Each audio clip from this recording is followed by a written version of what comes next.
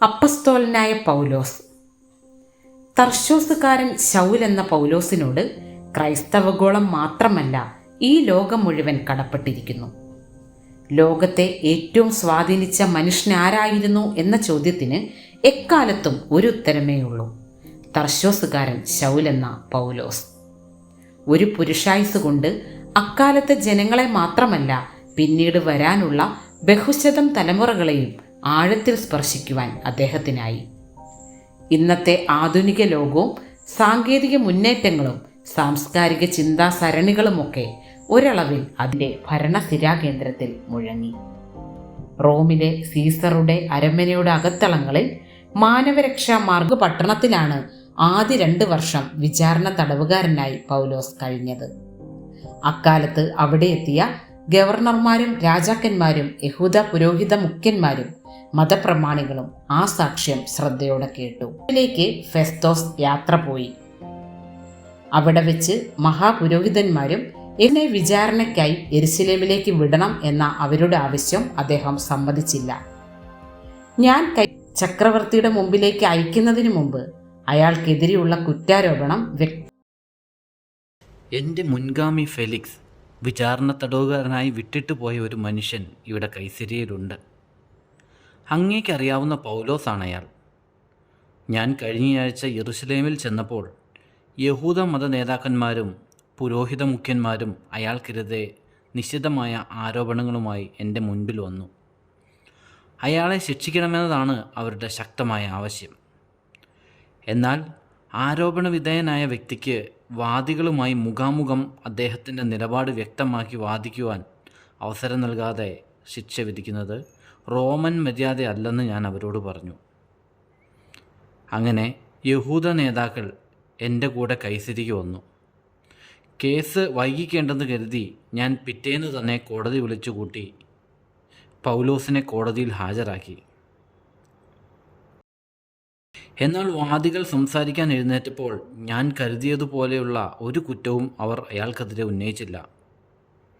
പകരം അവരുടെ മതത്തെക്കുറിച്ചുള്ള ചില തർക്കങ്ങളും പിന്നെ മരിച്ചു പോയവനെങ്കിലും ജീവിച്ചിരിക്കുന്നുവെന്ന് പൗലോസ് അവകാശപ്പെടുന്ന യേശു എന്ന ഒരു മനുഷ്യനെക്കുറിച്ചുള്ള ചില തർക്കങ്ങളും മാത്രമേ അവർക്ക് പറയാനുണ്ടായിരുന്നുള്ളൂ. ഇത്തരം മതപരമായ കാര്യങ്ങളിൽ അന്വേഷണം നടത്തേണ്ടത് എങ്ങനെയാണെന്ന് എനിക്കറിയില്ലാത്തതുകൊണ്ട് ജെറുസലേമിലേക്ക് പോയി അവിടെ ഈ ആരോപണങ്ങൾ വിസ്തരിക്കപ്പെടുവാനും സമ്മതമാണോ എന്ന് ഞാൻ ചോദിച്ചു. എന്നാൽ ചക്രവർത്തിയുടെ മുമ്പിൽ അപ്പീൽ പോകാൻ പൗലോസ് അപേക്ഷിക്കുകയും ചെയ്തു.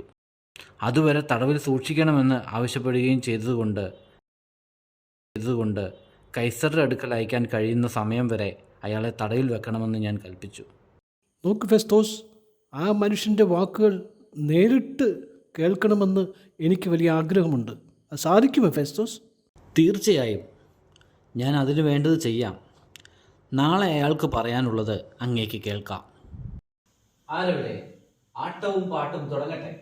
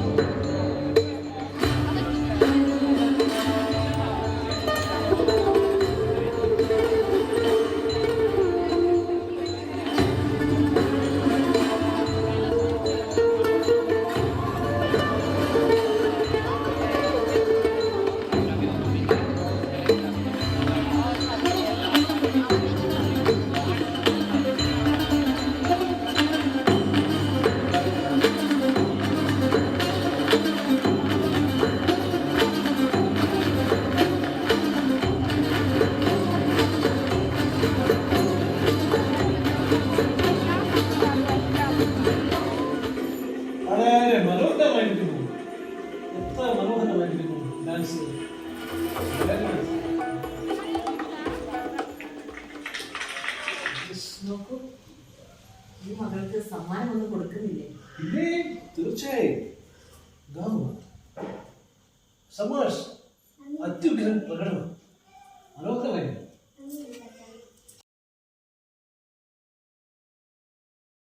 ആരവിടെ?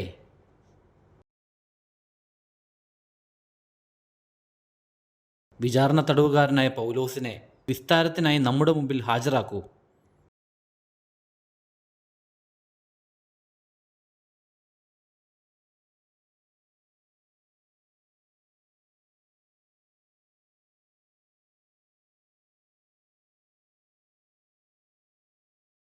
ബഹുമാന്യനായ അഗ്രിപ്പ രാജാവേ, ഞങ്ങളുടെ ഒപ്പം ഇവിടെ സന്നിഹിതരായിരിക്കുന്ന വിശിഷ്ട വ്യക്തികളെ, എല്ലാവർക്കും സ്വാഗതം. ഈ മനുഷ്യനെ നോക്കുക. യഹൂദ സമൂഹം ഒന്നടങ്കം ജെറുസലേമിലും കൈസരിയയിലും ഒരുപോലെ ഇയാളെക്കുറിച്ചാണ് എന്നോട് പരാതിപ്പെട്ടുകൊണ്ടിരിക്കുന്നത്. ഇയാൾ ഒരു നിമിഷം പോലും ജീവിച്ചിരുന്നു കൂടാ എന്നവർ ഒച്ചപ്പാടുണ്ടാക്കിയത്. എന്നാൽ വധശിക്ഷ വിധിക്കുവാൻ പറ്റിയ ഒരു കുറ്റവും ഇയാൾ ചെയ്തിട്ടില്ല എന്ന് ഞാൻ മനസ്സിലാകുന്നു. പക്ഷേ ചക്രവർത്തിയുടെ മുമ്പിൽ അപ്പീൽ പോകണമെന്ന് അയാൾ ആവശ്യപ്പെട്ടതിനാൽ അദ്ദേഹത്തെ റോമിലേക്ക് അയക്കാനാണ് എൻ്റെ തീരുമാനം. പക്ഷേ ചക്രവർത്തിയുടെ അടുക്കലേക്ക് ഒരു വ്യക്തിയെ വിചാരണയ്ക്ക് അയക്കുമ്പോൾ വ്യക്തമായ കാര്യങ്ങൾ എഴുതി അയക്കണമല്ലോ. അങ്ങനെ എഴുതാൻ വ്യക്തമായ കാരണങ്ങളൊന്നും തന്നെ ഞാൻ കാണുന്നുമില്ല. അതുകൊണ്ടാണ് ഞാൻ അയാളെ ഇവിടെ നിങ്ങളുടെ എല്ലാം മുമ്പിലേക്ക് കൊണ്ടുവന്നത്. വിശേഷിച്ചും അഗ്രിപ്പ രാജാവെ, അങ്ങയുടെ മുമ്പിൽ നിർത്തി വിചാരണ നടത്തുമ്പോൾ ചക്രവർത്തി തിരുമനസ്സിന് എഴുതാനുള്ള എന്തെങ്കിലും വക ലഭിക്കുമെന്നാണ് എൻ്റെ പ്രതീക്ഷ.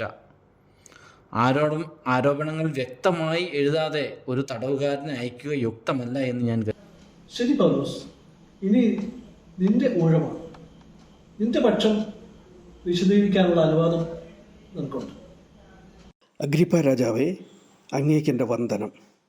യഹൂദന്മാരായ ഈ ആളുകൾ എനിക്കെതിരെ ഉന്നയിക്കുന്ന ആരോപണങ്ങൾക്കെല്ലാറ്റിനും അങ്ങയുടെ മുമ്പിൽ നിന്നുകൊണ്ട് ഇത്തരമൊരു പ്രതിവാദം നടത്താൻ ഇന്നെനിക്ക് അവസരം ലഭിച്ചതിൽ ഞാൻ എന്നെ തന്നെ ഭാഗ്യവാനായി കരുതുന്നു. യഹൂദന്മാരുടെ ആചാരങ്ങളെക്കുറിച്ചും അവരുടെ ഇടയിലുള്ള തർക്ക വിതർക്കങ്ങളെക്കുറിച്ചുമൊക്കെ വളരെ പരിചയമുള്ള വ്യക്തിയാണ് അങ്ങ് എന്നതാണ് ഞാനങ്ങനെ പറയാൻ കാരണം. അതുകൊണ്ട് എനിക്ക് പറയാനുള്ള കാര്യങ്ങൾ ക്ഷമയോടെ കേൾക്കണം എന്ന് ഞാൻ താഴ്മയോടെ അപേക്ഷിക്കുന്നു. എൻ്റെ സ്വദേശത്ത് എൻ്റെ ജീവിതാരംഭത്തിൽ, എൻ്റെ ബാല്യത്തിൽ ഞാൻ എങ്ങനെയായിരുന്നു ജീവിച്ചത് എന്ന് യഹൂദന്മാർക്കൊക്കെ നന്നായി അറിയാം. അതിനുശേഷം ഞാൻ ജെറുസലേമിൽ പോയതും ജീവിച്ചതും അവർക്കറിയാവുന്ന കാര്യം തന്നെയാണ്. ഞാൻ ഒരു പരീശനായിരുന്നു. എന്ന് വെച്ചാൽ ഞങ്ങളുടെ മതചിരികളിൽ ഏറ്റവും നിഷ്ഠ പുലർത്തുന്ന വിഭാഗത്തിലാണ് ഞാൻ ജീവിച്ചത്. എന്നെ ദീർഘകാലം പരിചയമുള്ള പലരുമുണ്ട് ഇവിടെ. അവർക്ക് എന്നെക്കുറിച്ച് ഈ സാക്ഷ്യം പറയാൻ കഴിയും. പക്ഷേ അവർക്കതിന് മനസ്സുണ്ടാകണം എന്ന് മാത്രം. ഇനി ഇപ്പോഴത്തെ എൻ്റെ വിചാരണയെക്കുറിച്ച് പറയാം. ഞാനിന്ന് വിസ്തരിക്കപ്പെടാനുള്ള കാരണം ദൈവം ഞങ്ങളുടെ പിതാക്കന്മാർക്ക് നൽകിയ വാഗ്ദാനത്തിലുള്ള എൻ്റെ പ്രത്യാശയാണ്. വാസ്തവത്തിൽ ഞങ്ങളുടെ 12 ഗോത്രങ്ങളും രാവും പകലും അതീവ ശ്രദ്ധയോടെ ദൈവത്തെ ആരാധിച്ചു പോകുന്നത് ഈ വാഗ്ദാനം പ്രാപിക്കാം എന്ന പ്രത്യാശയോടെ തന്നെയാണ്. അല്ലയോ അഗ്രിപ്പ രാജാവേ, ഈ പ്രത്യാശ, ഞാനീ പറഞ്ഞ ഇതേ പ്രത്യാശ നിമിത്തമാണ് യഹൂദന്മാർ ഇന്ന് എൻ്റെ മേൽ കുറ്റം ചുമത്തുന്നത് എന്നുള്ളത് അങ്ങ് മനസ്സിലാക്കണം. അല്ല, ഞാനൊന്ന് ചോദിക്കട്ടെ, ദൈവം മരിച്ചവരെ ഉയർപ്പിക്കുന്നു എന്ന് പറഞ്ഞാൽ, സകലത്തിനും കാരണഭൂതനും ജീവൻ്റെ ഉറവിടവുമായ ദൈവം മരിച്ചവരെ ഉയർപ്പിക്കുന്നു എന്ന് പറഞ്ഞാൽ അത് വിശ്വാസയോഗ്യമല്ല എന്ന് നിങ്ങളിൽ ആർക്കെങ്കിലും തോന്നുന്നുവെങ്കിൽ അതിൻ്റെ കാരണം എന്താണ്? ഒരു കാലത്ത് ഞാൻ എങ്ങനെയാണ് ജീവിച്ചതെന്ന് അങ്ങേക്ക് അറിയാമോ? നസ്രായനായ യേശുവിൻ്റെ നാമത്തിന് വിരോധമായി എന്നെക്കൊണ്ട് എന്തൊക്കെ ചെയ്യാൻ കഴിയുമോ അതൊക്കെ ചെയ്യണമെന്ന് ചിന്തിച്ച് നടന്ന ഒരു ഭൂതകാലമാണ് എനിക്കുണ്ടായിരുന്നത്. ജെറുസലേമിൽ ഞാൻ ചെയ്തത് അതുതന്നെയാണ്. പുരോഹിത മുഖ്യന്മാരുടെ അനുമതിയും അധികാരപത്രവും വാങ്ങിക്കൊണ്ട് ഞാൻ അനേകം വിശുദ്ധന്മാരെ തടവിലാക്കി. അവരെ നിഗ്രഹിക്കാൻ ഞാൻ സമ്മതം പോലും നൽകി. യഹൂദ പള്ളികളിലെല്ലാം പല തവണ ഞാൻ കയറി ഇറങ്ങി റെയ്ഡുകൾ പല തവണ നടത്തി. അവരെ അതിക്രൂരമായി ഞാൻ പീഡിപ്പിച്ചു. നിർബന്ധപൂർവം അവരെ കൊണ്ട് ദൈവദൂഷണം ഞാൻ പറയിപ്പിച്ചു. വാസ്തവത്തിൽ അന്ന് എനിക്ക് ഒരു തരം ഭ്രാന്തായിരുന്നു. അവർക്കെതിരെയുള്ള കോപം എൻ്റെ തലയ്ക്ക് പിടിച്ച് അത് ഭ്രാന്തായി മാറിയിരുന്നു. അവരെ എങ്ങനെയെങ്കിലും ഉന്മൂലനം ചെയ്യണം എന്നുള്ള ഒറ്റ ചിന്തയോടെ ഞാൻ വിദേശ നഗരങ്ങളിൽ പോലും അവരെ തേടിപ്പോയിട്ടുണ്ട്. അങ്ങനെയൊരു യാത്രയിലാണ് അത് സംഭവിച്ചത്. എനിക്കൊരിക്കലും മറക്കാനാവാത്ത ആ സംഭവം. ഞാനന്ന് ദമാസ്കസിലേക്കുള്ള യാത്രയിലായിരുന്നു. പുരോഹിത മുഖ്യന്മാരുടെ അധികാരവും ഉത്തരവും എൻ്റെ കയ്യിലുണ്ടായിരുന്നു. ബഹുമാനപ്പെട്ട രാജാവേ, അന്ന് ഉച്ചയോടടുത്ത സമയം ഞാൻ വഴിയിലൂടെ പോകുമ്പോൾ ആകാശത്ത് നിന്ന് അത്യുജ്വലമായ ഒരു വെളിച്ചം എൻ്റെയും എൻ്റെ സഹയാത്രികരുടെയും ചുറ്റും മിന്നിത്തിളങ്ങി. സൂര്യ തേജസ് പോലും തോൽപ്പിക്കുന്ന പോലെ പ്രഭാപൂർണമായിരുന്നു ആ പ്രകാശം. ഞങ്ങളെല്ലാവരും ഞെട്ടി വിറച്ച് നിലത്തേക്ക് വീണുപോയി. ആരോ തള്ളിയിട്ടതുപോലെയാണ് ഞങ്ങൾ വീണത്. അങ്ങനെ വീണ് കിടക്കുമ്പോൾ എബ്രായ ഭാഷയിൽ ഒരു ശബ്ദം ഉയർന്നു പൊങ്ങിയത് ഞാനിങ്ങനെ കേട്ടു. ശൗലേ, ശൗലേ, നീ എന്നെ എന്തിന് പീഡിപ്പിക്കുന്നു? ആണിയിൽ തുടിക്കുന്നത് നിനക്ക് ഹാനികരമാണ്. അങ്ങനെയാണ് ആ ശബ്ദം എന്നോട് പറഞ്ഞത്. ഞാൻ വിറച്ചുകൊണ്ട് ചോദിച്ചു, കർത്താവേ, കർത്താവേ, നീ ആരാണ് കർത്താവേ? ഞാൻ യേശുവാണ്. എന്നെയാണ് നീ ഉപദ്രവിക്കുന്നത്? കർത്താവ് എന്നോട് പറഞ്ഞു. എന്നിട്ട് അവൻ പറഞ്ഞു, ശൗലേ, നീ എഴുന്നേറ്റ് നിവർന്ന് നിൽക്കുക. നിന്നെ ഇതാ ഞാനൊരു സാക്ഷിയാക്കാൻ പോവുകയാണ്. നിന്നെ ഒരു ശുശ്രൂഷക്കാരനും സാക്ഷിയുമാക്കി ഞാൻ നിയമിക്കാൻ പോവുകയാണ്. അതിനു വേണ്ടിയാണ് ഞാൻ നിനക്ക് ഇപ്പോൾ പ്രത്യക്ഷപ്പെട്ടത്. നീ ഇപ്പോൾ കണ്ടതിനും ഇനി ഞാൻ നിനക്ക് കാണിച്ചു തരാനുള്ളതിനുമെല്ലാം നീ സാക്ഷിയായി മാറണം. നിൻ്റെ സ്വന്തം ആളുകളായ യഹൂദന്മാരിൽ നിന്നും വിജാതീയരായ ആളുകളിൽ നിന്നും ഞാൻ നിന്നെ സംരക്ഷിക്കും. അവരുടെ അടുക്കിലേക്ക് ഞാനിതാ ഇപ്പോൾ നിന്നെ അയക്കുന്നു. അവരുടെ കണ്ണുകൾ തുറക്കാൻ, അവരെ ഇരുട്ടിൽ നിന്ന് പ്രകാശത്തിലേക്ക് നയിക്കാൻ, സാത്താൻ്റെ അധികാരത്തിൽ നിന്ന് ദൈവത്തിങ്കിലേക്ക് തിരിക്കുവാൻ, എന്നിലുള്ള വിശ്വാസം വഴി അവർക്ക് പാപക്ഷമയും വിശുദ്ധീകരിക്കപ്പെടുന്നവരുടെ ഇടയിൽ സ്ഥാനവും ലഭിക്കാൻ ഇതാ ഞാൻ നിന്നെ അവരുടെ അരികിലേക്ക് അയക്കുന്നു. ഇതാണ് അന്നെൻ്റെ കർത്താവ് പറഞ്ഞത്. അതുകൊണ്ട് രാജാവേ, അഗ്രിപ്പ രാജാവേ, ഇത്രയും മഹത്തായ ഒരു സ്വർഗീയ ദർശനത്തോട് മുഖം തിരിച്ചു നിൽക്കാൻ എനിക്കെങ്ങനെ സാധിക്കും? രാജാവേ, ഞാൻ ആ സ്വർഗീയ ദർശനത്തോട് അനുസരണക്കേട് കാണിച്ചില്ല. കർത്താവ് പറഞ്ഞതുപോലെ ആദ്യം ഞാൻ ദമാസ്കസിലേക്ക് തന്നെ പോയി. അവിടെ പോയി ഞാൻ പ്രസംഗിച്ചു. പിന്നീട് ഞാൻ ജെറുസലേം നഗരത്തിലേക്ക് പോയി. യഹൂദ പ്രദേശങ്ങളിലെല്ലായിടത്തുമുള്ളവരോടും തുടർന്ന് വിജാതീയരോട് ഞാൻ പ്രസംഗിച്ചു. അവർ മാനസാന്തരപ്പെടണമെന്നും അവരുടെ മാനസാന്തരം അനുയോജ്യമായ പ്രവൃത്തികളിലൂടെ തെളിയിക്കപ്പെടണമെന്നും ഞാൻ പ്രസംഗിച്ചു. ഇങ്ങനെയുള്ള പ്രസംഗമാണ് എൻ്റെ ഈ അറസ്റ്റിലേക്ക് നയിച്ചത് എന്ന് അങ്ങറിയണം. യഹൂദന്മാർ ദേവാലയ അങ്കണത്തിൽ വെച്ച് എന്നെ പിടികൂടാൻ ശ്രമിച്ചതിൻ്റെ കാരണം ഇതുതന്നെയാണ്. എന്നാൽ ഈ ദിവസം വരെ ദൈവം എനിക്ക് കൂട്ടുനിന്നതുകൊണ്ട്, ദൈവത്തിൻ്റെ സഹായം എനിക്ക് ലഭിച്ചതുകൊണ്ട് ഞാൻ ഇവിടെ നിന്നുകൊണ്ട് ഈ ചെറിയവരോടും വലിയവരോടും ഒരുപോലെ ഈ സാക്ഷ്യം പറയുന്നു. പിന്നെ ഞാൻ പറയുന്നതൊരു പുതിയ കാര്യമൊന്നുമല്ല. മോശയും പ്രവാചകന്മാരും ഭാവിയിൽ സംഭവിക്കണമെന്ന് പറഞ്ഞതിനപ്പുറം ഞാൻ ഒന്നും പറയുന്നില്ല. ക്രിസ്തു കഷ്ടമനുഭവിക്കണമെന്നും മരിച്ചവരിൽ നിന്ന് ആദ്യജാതനായി ഉയർത്തെഴുന്നേറ്റ് സ്വന്തം ജനമായ യഹൂദന്മാർക്കും ഇതര മതസ്ഥർക്കും പ്രകാശം വിളംബരം ചെയ്യണമെന്നുമുള്ള സന്ദേശം, ആ സന്ദേശം തന്നെയാണ് ഞാൻ പ്രസംഗിക്കുന്നത്. നിനക്ക് ഭ്രാന്താണ് പൗലോസേ, നിനക്ക് ഭ്രാന്താണ്. അധിക വിദ്യാഭ്യാസത്താൽ നിനക്ക് ഭ്രാന്തായി തീർന്നിരിക്കുന്നു.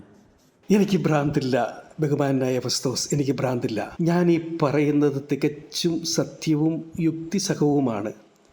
അഗ്രിപ്പ രാജാവിന് ഈ കാര്യങ്ങളൊക്കെ നന്നായി അറിയാവുന്നത് കൊണ്ട് അദ്ദേഹത്തോട് എനിക്ക് ഏറെ സ്വാതന്ത്ര്യത്തോടെ ഈ കാര്യം പറയാൻ കഴിയുന്നു. സർ, ഇതാരും അറിയാതെ ലോകത്തിൻ്റെ ഏതെങ്കിലും ഒരു കോണിൽ സംഭവിച്ചു പോയ കാര്യങ്ങളല്ല. അതുകൊണ്ട് തന്നെ ഇതെല്ലാം അദ്ദേഹത്തിൻ്റെ ശ്രദ്ധയിൽപ്പെടാതെ പോയിട്ടില്ല എന്നെനിക്ക് നല്ല ഉറപ്പുണ്ട്. അഗ്രിക്ക രാജാവേ, ഞാനൊന്ന് ചോദിക്കട്ടെ, അങ്ങ് പ്രവാചകന്മാരെ വിശ്വസിക്കുന്നുവോ? വിശ്വസിക്കുന്നുണ്ട് എന്ന് എനിക്ക് തീർച്ചയായിട്ടും അറിയാം. പൗലോസേ, ഇത്ര ചുരുങ്ങിയ സമയം കൊണ്ട് നീ എന്നെ വല്ലാതെ സ്വാധീനിച്ചു കളഞ്ഞു. ഇത്ര ചുരുങ്ങിയ സമയം കൊണ്ട് നീ എന്നെ ഒരു ക്രിസ്ത്യാനിയാക്കാനായി പോവുകയാണോ പൗലോസേ? സാർ, അങ്ങ് മാത്രമല്ല, എൻ്റെ ഈ വാക്ക് കേൾക്കുന്ന ഇവരെല്ലാവരെയും കുറിച്ച് ഞാൻ ദൈവത്തോട് പ്രാർത്ഥിക്കുന്ന ഒരു പ്രാർത്ഥനയുണ്ട്. അല്പം കൊണ്ടായാലും അധികം കൊണ്ടായാലും എല്ലാവരും എന്നെപ്പോലെ ആയിത്തീരണം. തീർച്ചയായും ഈ ചങ്ങലയുടെ ബന്ധനമില്ലാതെ എന്നെപ്പോലെ ആയിത്തീരണമെന്നാണ് എൻ്റെ ആഗ്രഹവും പ്രാർത്ഥനയും. ആരവിടെ? പൗലോസിനെ തിരിച്ചു കൊണ്ടുപോകും.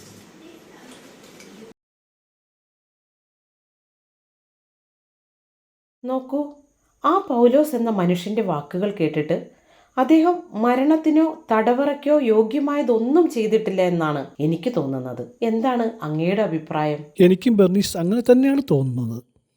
എന്നാൽ ഫെസ്തോസ്, താങ്കൾ എന്തു പറയുന്നു ഇതിനെക്കുറിച്ച്? എനിക്കും അങ്ങനെ തോന്നുന്നു. പക്ഷേ പൗലോസ് സീസറെ അഭയം ചൊല്ലിയിട്ടുണ്ടല്ലോ. അല്ലെങ്കിൽ അദ്ദേഹത്തെ നമുക്ക് വെറുതെ വിടാമായിരുന്നു. കൈസരിയിൽ 2 വർഷം നീണ്ട ജയിൽവാസത്തിന് ശേഷം പൗലോസിനെ റോമിലേക്ക് കൊണ്ടുപോയി.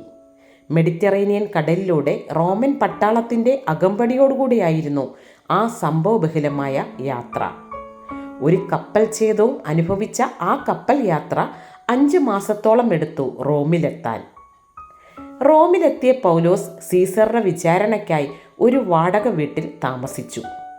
റോമിലേക്ക് എത്തുന്ന പ്രസിദ്ധമായ ഓസ്റ്റിയൻ ഹൈവേക്കരികിൽ